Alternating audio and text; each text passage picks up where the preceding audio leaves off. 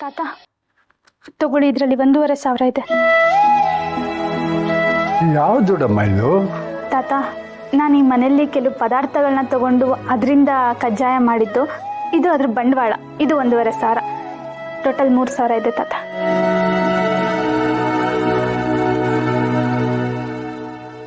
$3,000ನಾ?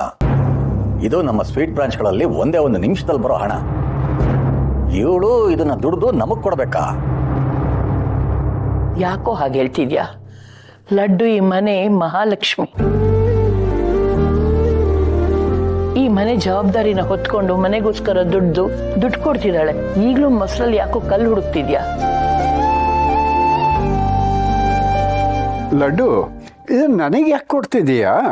ತಾತ, ಈ ಮನೆಗೆ ನೀವೇ ತಾನೇ ಯಜಮಾನ್ರು. ಈ ಮನೇಲಿ ಎಷ್ಟೇ ಜನ ಇದ್ರು ಈ ಮನೆಗೆ ನೀವೇ ಕಳ್ಸ ಇದ್ದಂಗೆ. ಅದಕ್ಕೆ ಈ ದುಡ್ಡನ್ನ ನಿಮಗೆ ಕೊಡ್ತಾ ಇದ್ದೀನಿ.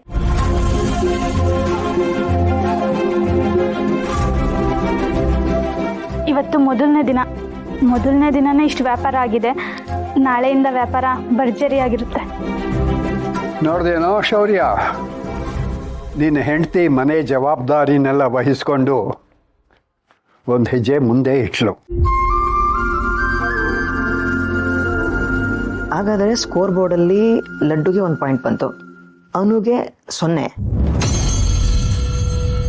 ಪರವಾಗಿಲ್ಲ, ನಮ್ಮ ಲಡ್ಡು ಮನೆ ಕೆಲಸ ಮಾಡಿಕೊಂಡು ಮನೆಯವ್ರಿಗೆ ಟೀ ಕಾಫಿ ಊಟ ತಿಂಡಿ ಎಲ್ಲ ಕೊಟ್ಕೊಂಡು ಎಲ್ಲ ಚೆನ್ನಾಗೇ ಮಾಡ್ತಿದ್ದಾಳೆ.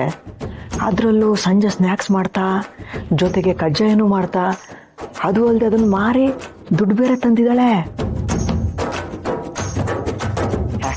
ನಮ್ಮ ಲಡ್ಡು ವಿರುದ್ಧ ಗೆಲ್ಲೋದು ಅಷ್ಟು ಸುಲಭ ಅಲ್ಲ.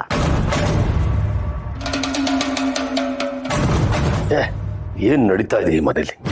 ಇಡೀ ಮನೆನ ಮುಳುಗಿಸಿ ಸರ್ವನಾಶ ಮಾಡಬೇಕು ಅನ್ಕೊಂಡಿದ್ದೆ, ಆದ್ರೆ ಈ ಮನೆ ಏನೋ ಮುಳುಗೋಯ್ತು. ಇವರ ಮುಖದಲ್ಲಿ ಮಾತ್ರ ನಗು ಕಮ್ಮಿ ಆಗಿಲ್ಲ. ಎಲ್ಲರೂ ಸಂತೋಷವಾಗೇ ಇದ್ದಾರಲ್ಲ. ಸಂತೋಷವಾಗಿರೋರ್ನ ಸೋಸೋದು ಬಹಳ ಕಷ್ಟ. ಏನೇ ತೊಂದರೆ ಕೊಟ್ರು ಲಡ್ಡು ಅದನ್ನೆಲ್ಲ ಮೀರಿ ಮನೆಯವರನ್ನ ಖುಷಿಯಾಗಿ ಇಟ್ಕೋತಿದ್ದಾಳೆ.